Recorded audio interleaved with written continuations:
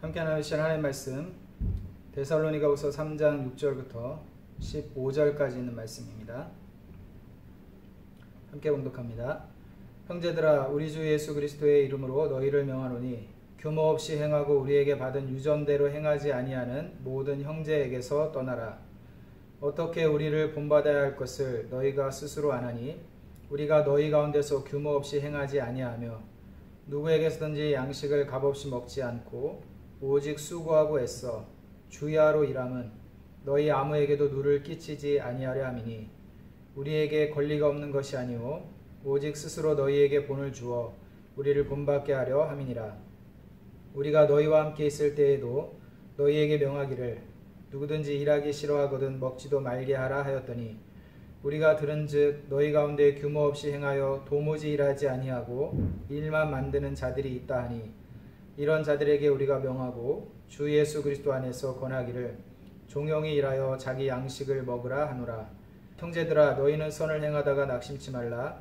누가 이 편지에 한 우리말을 순종치 아니하거든 그 사람을 지목하여 사귀지 말고 저로 하여금 부끄럽게 하라. 그러나 원수와 같이 생각지 말고 형제같이 권하라. 아멘. 오늘 이 말씀을 가지고 게으르지 말라라는 제목으로 하나님 말씀 함께 나누도록 하겠습니다. 제가 전에 늘사랑교회에 있을 때에 새벽에 재미있는 광경을 종종 목격을 하는 경우가 있습니다. 목요일인데 목요일 새벽 예배를 마치고 이제 차량 운행을 하기 위해서 나오다가 보면 교회 사무실 앞에 많은 사람들이 줄을 서 있어요. 또 어떤 날은 그 사무실 앞에 신문지, 모자, 지팡이, 배낭 이런 것들이 줄을 지어서 길게 늘어져 있습니다. 그래서 운행을 마치고 돌아오면 사무실 여직원이 출근을 해서 문을 열자마자 사람들이 우르르 한 명씩 줄 서 있던 사람들이 한 명씩 들어가서 구제금을 받아가지고 가는 겁니다. 목요일마다 아침 한 7시쯤 해가지고 구제금을 나눠주는데 그 구제금을 받기 위해서 새벽 6시 전부터 사람들이 와서 줄을 서 있는 거예요. 물건을 늘어놓고 줄을 서 있는 거예요. 또 구제금을 받은 사람들이 뛰듯이 막 이렇게 다른 곳으로 막 가요. 열심히 갑니다. 알고 보니까 다른 교회에서도 구제금을 나눠주는 거죠. 그래서 이 사람들이 몇 시에는 어떤 교회에서 몇 시에는 어떤 교회에서 구제금을 나눠준다라는 것을 이제 생각을 하고 있다가 와서 구제금을 받자마자 또 다른 곳으로 막 달려가서 그곳에서 또 구제금을 받아가지고 가는 거죠. 아이를 등교시키기 위해서 아이와 함께 이렇게 지나가다 보면 교회 옆에 좀 규모가 있는 또 큰 교회가 하나 더 있었어요. 근데 그 교회에는 사람들이 막 100명이 넘게 이렇게 모여 있는 겁니다. 그래서 저희 교회는 뭐 한 50명, 60명 이렇게 길게 줄을 서 있는데 거기는 훨씬 많은 사람들이 줄을 서 있다가 구제금을 받아서 가는 거예요.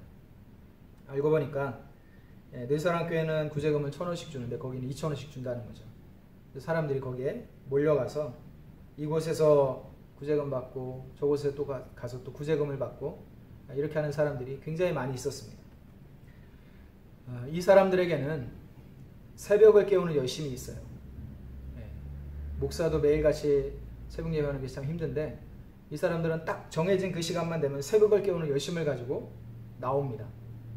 또 구제금을 받자마자 또 다른 교회에 가서 구제금을 받기 위해서 막 뛰듯이 막 달려가는 체력이 있어요. 건강이 있습니다. 열심이 있고 열정이 있습니다. 그러나 이들에게는 수고하고 땀을 흘리고 일하려고 하는 마음은 조금도 없죠. 새벽을 깨우는 열심도 뛰어가는 건강과 체력도 있지만 그 마음에 땀을 흘리고 수고하려고 하는 그런 열심은 전혀 없는 게으른 사람들입니다. 오늘 성경에 나오는 데살로니가 교회에도 이런 사람들이 있었다라고 오늘 성경 말씀을 하고 있습니다. 그래서 사도 바울은 이 데살로니가 교회 성도들 가운데 특별히 이런 게으름을 가지고 있는 사람들을 향하여서 이 편지를 통하여서 이것은 하나님의 말씀을 따라 살아가는 믿음의 모습이 아니다 라고 하는 것을 분명하게 지적을 하고 있는 것을 보게 됩니다. 사도 바울의 시대에도 게으른 사람들이 있었다고 이야기를 해요. 근데 그 시대에는 세 종류의 게으른 사람들이 있었다는 겁니다. 첫 번째는 헬라와 로마의 귀족들이에요. 이 사람들은 육체적인 노동은 천박한 것이다 라고 경시를 했습니다. 육체적으로 땀을 흘리고 수고하는 일하는 것은 천박한 거다. 반대로 철학적으로 사고하는 것은 고상한 일이다 라고 생각을 했다는 거예요. 그래서 매일같이 밥 먹으면 모여가지고 인간이란 무엇인가, 세상은 어떤 존재인가, 뭐 이런 철학적인 논제를 가지고 서로 논쟁을 하면서 그 논쟁에 대해서 열심히 토론하는 것, 이것 자체를 세상에서 가장 고귀한 일이다 라고 생각을 했기 때문에 이 사람들은 게으른 사람들이라는 거죠. 두 번째로 또 어떤 사람들이 있었느냐면, 이제 주님이 재림하실 날이 가까이 왔다.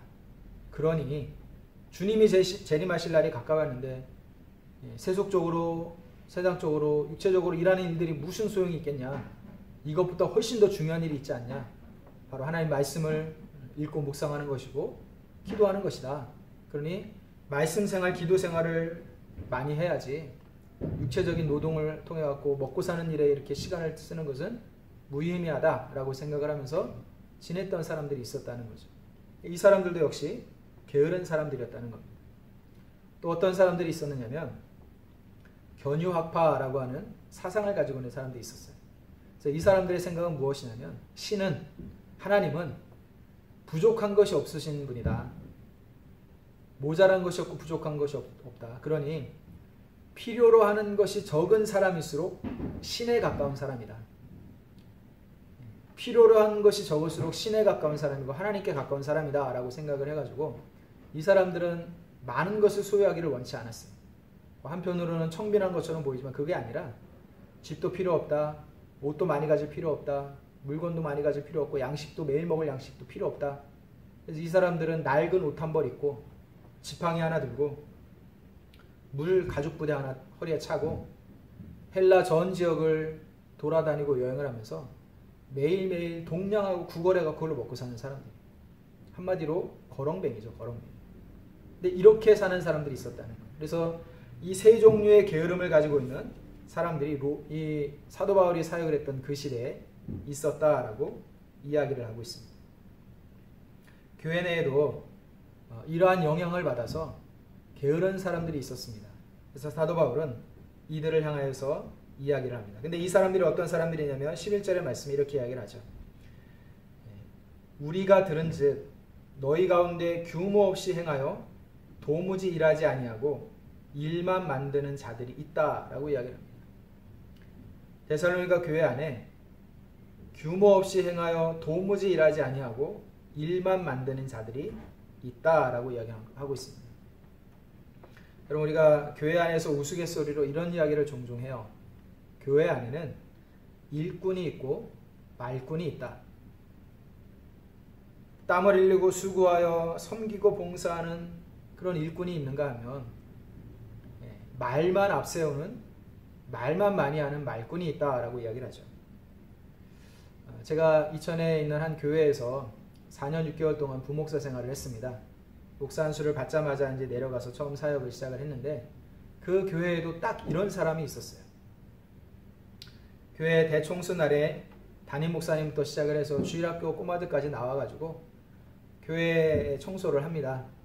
그래서 편한 옷을 입고 트레이닝복을 입고 고무장갑 끼고 뭐 일회용 장갑 끼고 또 머리에 수건을 두르고 마스크도 쓰고, 그래서 교회 뭐 의자도 드러내고 물 청소를 하고 구석구석 먼지도 털고 쓸고 닦고 또 창고에 막 지저분하게 있던 것들 다 끄집어내고 다 한 번씩 정리를 하고, 여러분들이 가끔씩 집 대청소 하듯이 그렇게 막 대청소를 교회에서 하고 있는데 이 여집사가 나타난 거예요.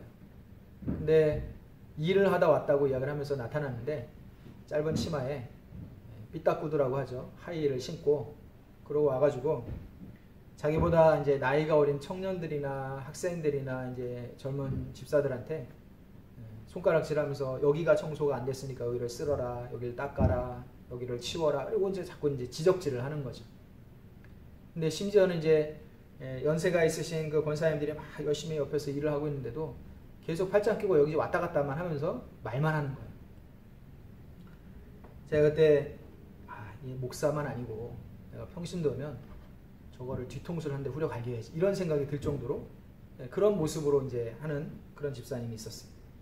이런 사람이 전형적으로 일하지 않는 말꾼이죠. 일하는 일꾼이 아니라 입으로 모든 걸 대신하는, 말로 모든 걸 대신하는 말꾼이다라고 이야기를 할 수 있습니다. 우리 엘림교회는 일꾼이 넘치는 그런 교회가 되기를 소원합니다. 근데 제가 우리 엘림교회에 와서 참 감사하다라고 생각했던 부분 중에 하나가 바로 우리 엘림교회는 일꾼이 많다라는 생각이 든다는 거예요. 해마다 교회 뒤편에 은행나무 잎이 막 잔뜩 떨어져 가지고 거기에 이제 고여 있는 물에 나뭇잎이 막 쌓여 가지고 밑에는 썩고 막 검은 그 구정물이 막 이렇게 고여 있고 이런데 장로님들, 집사님들이 그 좁은 통로에 들어가서 검은 그 떼구정물이 막 튀는 그것을 아랑곳하지 않고 자루에다 다 한 입 쓸어 담아 가지고 밑에서 던지고 또 위에서 받고 갔다가 버리고 이런 일들을 너무나 자연스럽게 하는 모습을 보면서 참 엘림교회는 좋은 일꾼들이 참 많이 있는 교회구나라는 생각을 하게 됐습니다.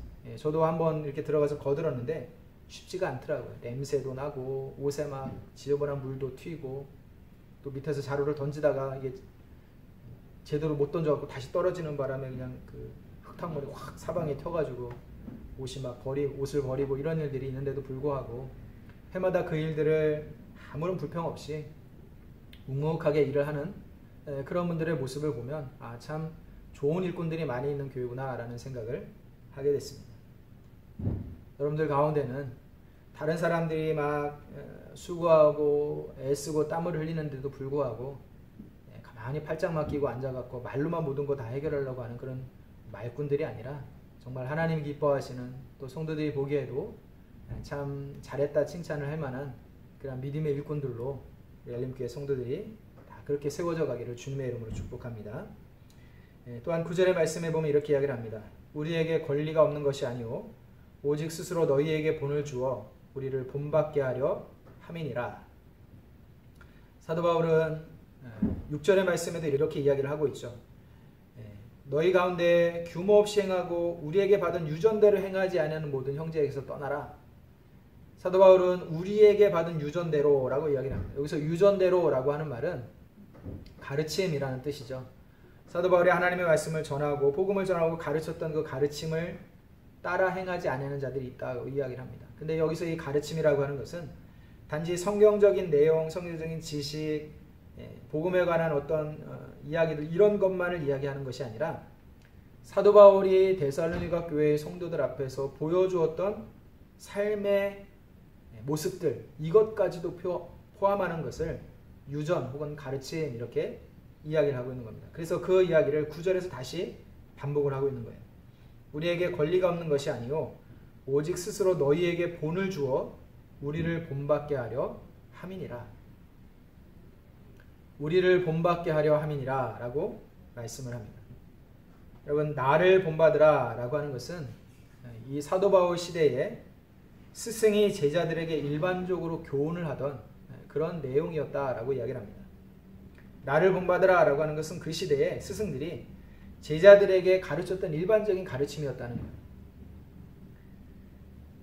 스승과 제자의 관계가 오늘날처럼 이렇게 좀 많이 변한 그 시대가 없었던 것 같아요. 과거에는 제자들이 스승의 그림자를 밟는 것을 어려워했죠. 스승의 그림자 밟는 것조차도 어려워했던 그런 시기가 있었습니다. 그리고 스승들은 제자들을 정말 자식처럼 여기면서 최선을 다하여 가르치려고 애를 썼죠. 단지 지식적인 가르침을 주고 정보를 전달해주고 이런 선에서 그치는 것이 아니라 스승의 모습을 닮아가는 제자들 그리고 스승의 모습을 닮았을 뿐만 아니라 스승의 모습을 뛰어넘는 제자들 그런 제자들을 길러내기 위해서 수고했던 그런 스승들이 많이 있었습니다. 그래서 삶의 본을 보이고 가르치던 스승의 교훈을 따라서 제자들도 스승을 닮아가고 또 스승의 좋은 점을 더 뛰어넘는 더 뛰어난 그런 제자들이 많이 나타났던 그런 시대가 있었습니다. 그런데 오늘날에는 이런 모습이 많이 사라졌죠. 존경받는 스승이 많지 않는 시대가 되어버렸습니다. 또 제자들도 역시 마찬가지로 최선을 다하여서 가르칠 만한 그러한 모습을 가지고 있는 제자들이 점점 사라지고 있죠. 그래서 요즘에 교사와 학생들과의 관계는 스승과 제자의 관계라고 불릴 만한 모습을 보여주고 있지 못합니다. 교사는 아이를 정말 최선을 다하여 가르치고자 하는 그러한 소명의식을 가지고 있는 교사들이 점점 줄어들고 있고, 학생들도 역시 마찬가지로 교사를, 선생님을 나에게 지식을 제공해주고 정보를 전달해주는 기계적인 교사 그 이상 스승처럼 여기는 그런 학생들이 그렇게 많지 않습니다. 그래서 스승이 잘못한 것을 동영상을 찍어가지고 촬영해가지고 경찰에 신고하는 그런 제자들이 많이 있죠. 나를 본받으라 라고 말할 만한 스승도 그 가르침을 따르려고 하는 제자도 많지 않은 그런 시대를 우리는 살아가고 있습니다. 여러분, 그런데 나를 본받으라 라고 하는 이 가르침은 사도 바울이 그와 함께한 동역자들과 함께 교회의 성도들에게 가르쳤던 내용일 뿐만 아니라 예수님께서 제자들에게 가르쳐 주셨던 그러한 가르침이었어요. 그래서 예수님도 제자들을 향하여서 그들의 냄새나고 더러운 발을 씻기기 위해서 허리를 굽히고 허리에 수건을 동이고 그 발을 씻기고 닦고 난 이후에 내가 너희들의 발을 이렇게 씻겼으니 너희도 서로 이렇게 하라 라고 하시면서 본을 보이셨다 라고 말씀을 합니다. 본을 보이시고 너희도 이와 같이 살아가라 라고 가르쳤던 예수님의 가르침이 이 사도 바울의 가르침과 별로 다르지 않았다는 거죠.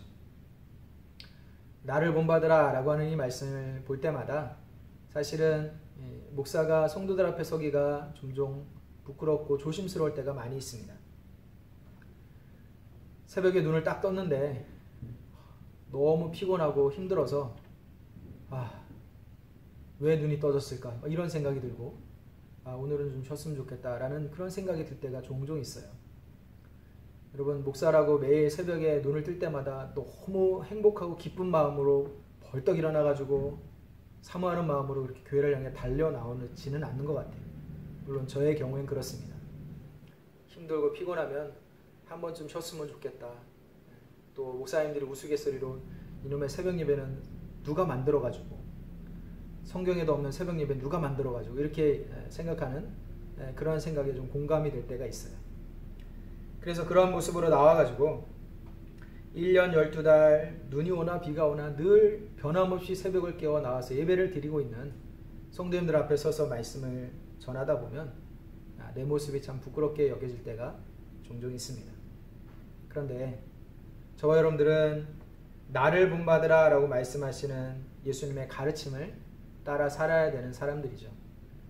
지금 비록 그렇게 살지 못하고 있습니다. 또 가끔씩은 내 안에 게으름이 발견이 될 때가 있어요. 그럼에도 불구하고 저와 여러분들은 우리의 생을 다하는 그날까지 주님께서 가르쳐 주셨던 그 삶의 교훈을 따라 살아가려고 매일매일 애를 쓰고 힘을 써야 되는 그러한 사람들이다 라고 성경은 말씀을 하고 있죠. 그래서 오늘 사도 바울은 데살로니가 교회의 성도들을 향하여서 너희에게 본을 주어 우리를 본받게 하려 함이라 라고 말씀을 하고 있습니다. 어떤 본이었느냐? 이 본에 대해서는 8절에 이야기를 합니다. 누구에게서든지 양식을 값없이 먹지 않고 오직 수고하고 애써 주야로 일함은 이라고 이야기를 하고 있죠. 사도 바울은 우리에게는 권리가 있다라고 이야기를 했어요. 어떤 권리냐면 내가 교회를 위해 성도들을 위해서 복음을 전하고 말씀을 가르치고 교회를 세우기 위해서 사역하는 이 모든 사역을 함에 있어서 이렇게 일을 하고 있기 때문에 성도들로부터 생계에 필요한 것들을 제공받는 것은 당연한 권리다라고 이야기를 하고 있습니다. 그런데 사도 바울은 이런 권리가 우리에게 있음에도 불구하고 이 권리를 함부로 쓰지 않았다는 겁니다. 왜냐하면 누구에게서든지 우리가 이 권리가 있음에도 불구하고 누구에게서든지 양식을 값없이 먹지 않고 수고하고 애써 주야로 일한 것은 아무에게도 누를 끼치지 아니하려 함이고, 우리에게 있는 이 권리를 함부로 사용하지 않는 것은 너희에게 본을 주어서 우리를 본받게 하려 합니다라고 이야기를 합니다. 사도 바울에게는 직업이 하나 있었죠. 바로 천막을 깁는 일이었습니다. 천막을 만들고 또 고치는 일이었죠. 유대인들은 살면서 생계를 위해서 꼭 가져야 되는 기술 하나씩은 배우는 그런 관습이 있습니다. 그래서 사역자라 할지라도 생계를 위해서 필요한 수단으로 꼭 필요한 기술 하나씩은 가지고 있었는데 사도 바울은 바로 천막을 만드는 기술을 가지고 있었다라고 이야기를 하죠.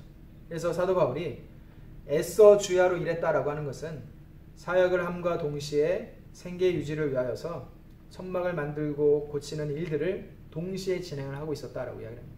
그런데 이것이 사도 바울에게는 분명한 권리가 있음에도 불구하고 이렇게 일한 것은 본을 보이기 위함이었다라고 해요.